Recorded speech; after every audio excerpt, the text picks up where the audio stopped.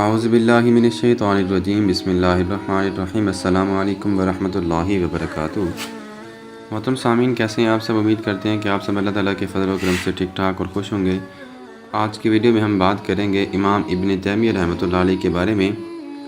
عظیم مفسر حدیث اور فقہ کے امام، مجدد، مصلح، مجاہد اور نابغہ روزگار شخصیت، آج ہم انہی کے بارے میں بات کریں گے۔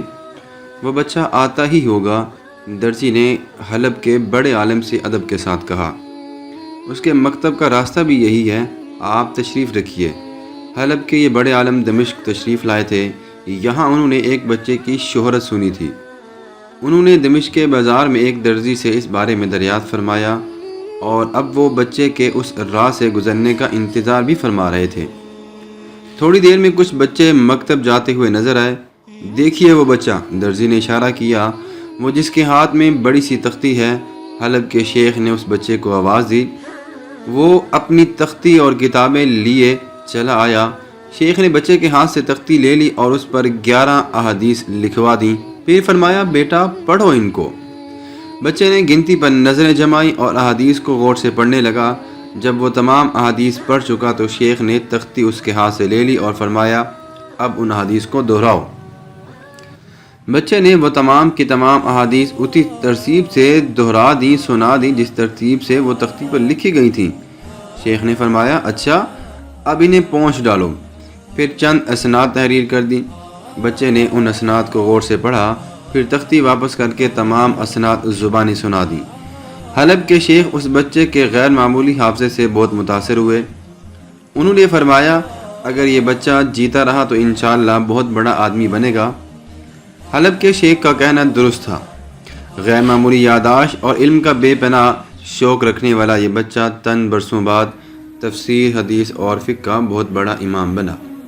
یہ امام ابن تیمیہ رحمۃ اللہ علیہ تھے جن کی ذات گرامی میں ایک عالم، مجتہد، مجاہد اور مصلح کی تمام صفات یکجا ہو گئی تھیں۔ آپ نے اپنے وسیع علم، بے پناہ ذہانت، بے مثال حافظے، بے بہا سیرت اور شاندار انتظامی صلاحیت سے کام لیتے ہوئے اسلام اور مسلمانوں کے لیے جو خدمات سر انجام دیں ان پر ہمیں بجا طور پر فخر ہونا چاہیے۔ آپ کا نام احمد، لقب تقی الدین اور کنیت ابو العباس ہے، لیکن دنیا آپ کو امام ابن تیمیہ کے نام سے جانتی ہے۔ دراصل خاندان ابن تیمیہ سے تعلق رکھنے والا ہر فرد ابن تیمیہ کہلاتا تھا، لیکن ابن تیمیہ کے نام سے شہرت صرف احمد تقی الدین امام ابن تیمیہ نے پائی۔ لفظ تیمیہ کے سلسلے میں متعدد روایات ملتی ہیں۔ ایک روایت یہ بھی آتی ہے کہ امام ابن تیمیہ رحمۃ اللہ علیہ کے جد امجد محمد بن اخضر ایک سفر کے دوران یمن کی بستی تیمہ سے گزرے۔ وہاں انہیں ایک معصوم بچی نظر آئی۔ جب وہ گھر واپس پہنچے تو انہیں اپنی بچی کی ولادت کی اطلاع دی گئی۔ بچی کو دیکھ کر انہیں محسوس ہوا کہ اس بچی اور تیمہ میں نظر آنے والی بچی کی صورتوں میں بڑی مماثلت ہے۔ چنانچہ ان کے منہ سے اچانک تیمیہ کا لفظ نکلا، یعنی تیمہ والی لڑکی۔ اس کے بعد خاندان کا ہر فرد ابن تیمیہ کہلانے لگا۔ مشہور مورخ ابن خلکان نے اس روایت پر بھی یہ کہا ہے کہ اگر تیمیہ کی نسبت تیمہ کی جانب ہے تو یہ لفظ تیماویہ ہونا چاہیے۔ اسی طرح اور بھی روایت کے بارے میں آتا ہے، امام ابن تیمیہ رحمۃ اللہ علیہ کی پیدائش 10 ربیع الاول 661 ہجری کو مشہور شہر حران میں عمل میں آئی۔ یہ شہر دریائے دجلہ اور فرات کے درمیانی علاقے میں واقع ہے۔ اس علاقے کو آج بھی لوگ قدیم عرب مورخین الجزیرہ کہتے ہیں۔ عربی کتب میں اسے دریائے بکر اور دریائے ربیہ بھی کہا گیا ہے۔ آج کل یہ شہر ترکی اور شام کی سرحد کے قریب ترکی کی حدود میں واقع ہے۔ امام صاحب کا خاندان علمی لحاظ سے بہت ممتاز تھا۔ آپ کے دادا ابو البرکات مجددین ابن تیمیہ بہت جید عالم اور فقیہ تھے۔ آپ کے والد شہاب الدین عبد الحلیم ابن تیمیہ بہت بلند پایہ عالم، محدث، فقیہ اور مفتی تھے۔ وہ جامع حران کے خطیب اور مدرسہ نوریہ کے مدرس تھے۔ امام صاحب کی والدہ محترمہ فاطمہ بنت عبد الرحمن بھی بڑی پرہیزگار، بلند حوصلہ اور متحمل مزاج خاتون تھیں۔ امام ابن تیمیہ رحمۃ اللہ علیہ کے بارے میں ہم مزید بات کرتے ہیں کہ آپ نے جس زمانے میں آنکھیں کھولیں وہ دور مسلمانوں کے لیے آزمائش کا دور تھا۔ منگول حکمراں ہلاکو خان کے ہاتھوں بغداد کی تباہی کو صرف 5 برس ہی گزرے تھے اور عالم اسلام کا بڑا حصہ منگولوں کی چیرہ دستیوں سے محفوظ نہ تھا۔ امام ابن تیمیہ رحمۃ اللہ علیہ نے اپنی عمر کے ابتدائی 7 برس حران میں بسر کیے۔ آپ کی تعلیم کا آغاز حران میں ہی ہو چکا تھا۔ جب آپ اپنے اہل خانہ کے ساتھ ہجرت کر کے دمشق پہنچے تو وہاں آپ کو بڑے بڑے علماء کرام کے وسیع علم سے استفادہ کرنے کا موقع میسر آیا۔ آپ نے کم عمری میں ہی قرآن مجید کو حفظ کر لیا۔ اس کے بعد آپ نے کم عمری میں ہی حدیث، فقہ، اصول فقہ اور بہت ساری کتابوں کے بارے میں، بہت سارے اصول کے بارے میں، بہت سارے علم کے بارے میں آپ نے خصوصی توجہ دی۔ خاندان ابن تیمیہ جب منگولوں کے حملے سے بچنے کی خاطر اپنا علمی سرمایہ لے کر دمشق منتقل ہوا تو وہاں پہنچتے ہی اس علمی گھرانے کی آمد کی خبر پھیل گئی۔ امام ابن تیمیہ کے والد محترم شہاب الدین عبد الحلیم ابن تیمیہ سے جامع اموی اور دارالحدیث سکریہ میں درس دینے کی درخواست کی گئی، جسے انہوں نے قبول کر لیا۔ امام ابن تیمیہ رحمۃ اللہ علیہ نے دارالحدیث سکریہ کے علاوہ دمشق میں قائم مدرسہ خلیفہ حنبلیہ مدرسہ ابن عمر میں بھی تعلیم حاصل کرنا شروع کی۔ انہوں نے جن اساتذہ سے حدیث کی سماعت کی تھی ان کی تعداد 200 کے لگ بھگ بتائی جاتی ہے۔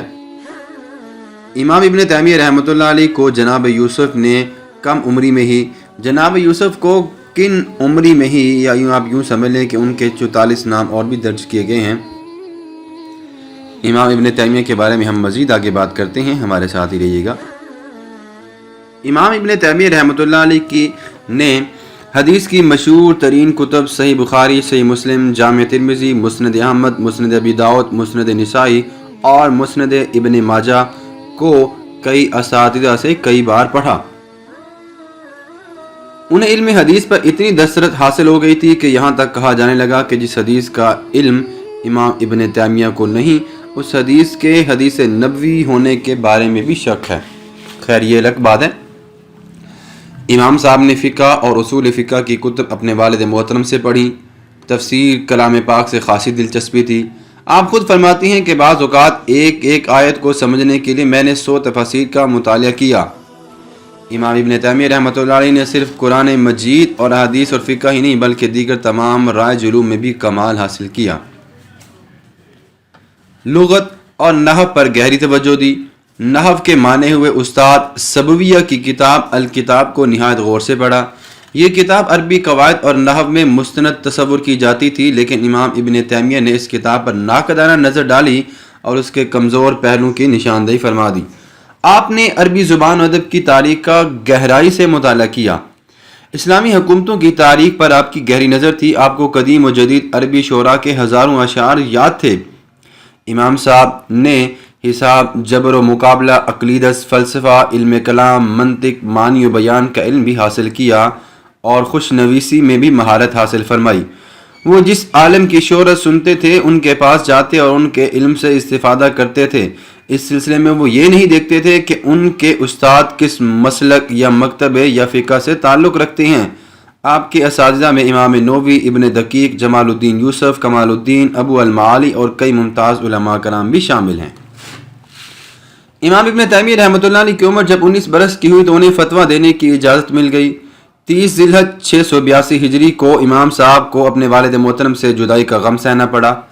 آپ کے والد محترم دمشق کے دارالحکومت دارالحدیث سکریہ میں درس محدث تھے، درس کا کام دیا کرتے تھے۔ ان کی وفات کے بعد یہ مسند خالی ہوئی۔ حکومت نے اس عہدے پر امام ابن تیمیہ کا تقرر کر دیا، ان کو مقرر کر دیا۔ اس وقت آپ کی عمر مبارک تقریباً 22 برس کی تھی۔ 2 محرم 683 ہجری کو امام صاحب نے دارالحدیث سکریہ میں پہلی بار درس دیا۔ اس زمانے میں دستور یہ تھا کہ دارالحدیث میں کسی مدرس کے پہلے درس میں وقت کے ممتاز علماء، بڑے بڑے امراء اور بعض اوقات خود خلیفۃ المسلمین بھی شریک ہوتے تھے۔ گویا نئے مدرس کا یہ آزمائشی دور اور ایک کڑا امتحان بھی ہوا کرتا تھا۔ ہم امام صاحب کے بارے میں مزید اگلی ویڈیو میں بات کریں گے، ہمارے ساتھ ہی رہیے گا۔